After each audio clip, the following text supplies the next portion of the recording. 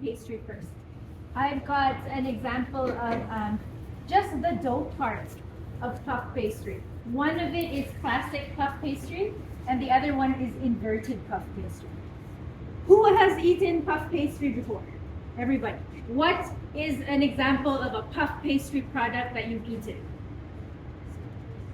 Palmier? Puff pastry. Palmier. What else?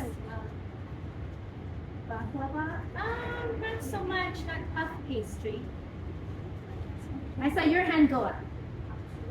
Apple strudel. Yeah. The pastry in an apple strudel is puff pastry. So what do you recognize about puff pastry? How's it different from any other pastry?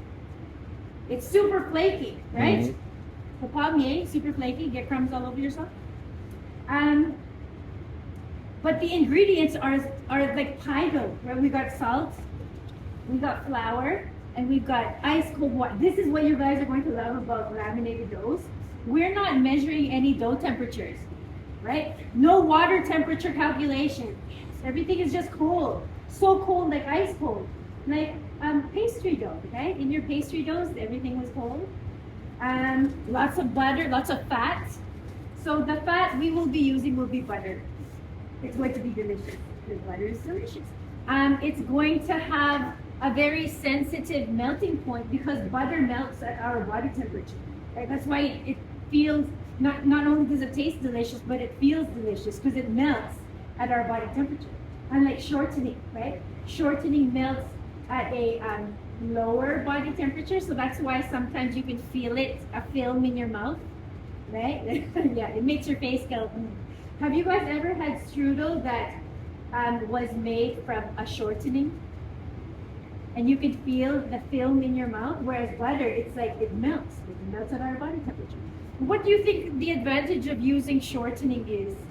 Price. Butter? Yeah, it's cheaper. What else? Better workability. Yeah, better workability because it doesn't melt when my fingers touch it, right? So it workability because you can handle it more without it melting in your hands. That's an advantage to laminated doughs because I have to roll it out, I have to pull, I gotta roll it out again. So if you keep handling it, it's going to melt. So it's the same theory as in your pastry doughs. You can have a pie dough with like varying degrees of fat, but it's going to affect the flavor, the workability of it, and then the cost, right?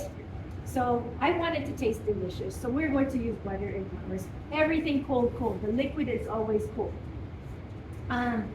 For both of these doughs, we're mixing it to intensive, and it's a straight dough. So just like your pie, you're going to get ice cold water. I just brought this out. I just keep adding water to it, but there's more ice in the freezer. I'm just doing this for demo. And then in my mixing bowl with a hook attachment, because it is still dough, I'm going to put my liquid, I'm going to put my salt, and I'm going to do a swirly swirl just so that the salt dissolves. And then it's straight. Flour, mix it till it's intensive. What does intensive look like? Or no, not intensive, sorry, bad. Short. What does short look like? What does the window of short look like?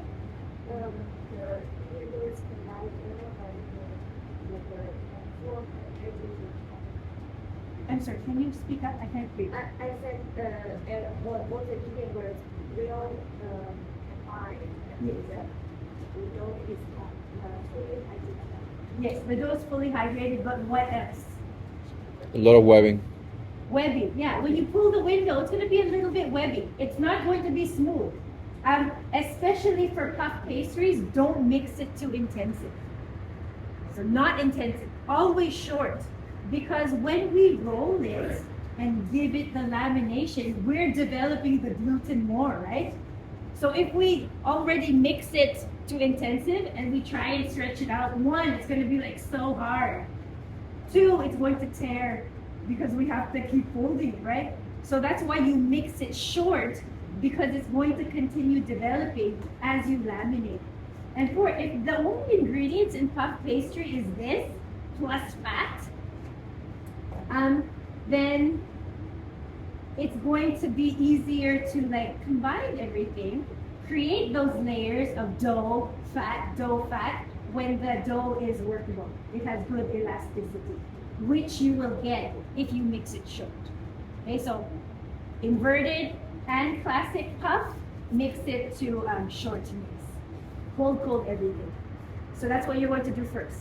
And it's going to be mixed. It's going to take a while, right? Or not, it's not going to take that long. But you're going to mix it up. For the classic, you're going to shape it into a bowl and then put it in the freezer for at least 1 hour.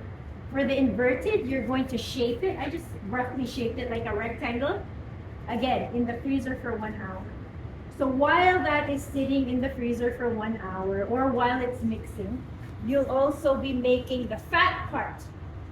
Because laminated doughs have a dough part called the detrempe, and a fat part called the barrage.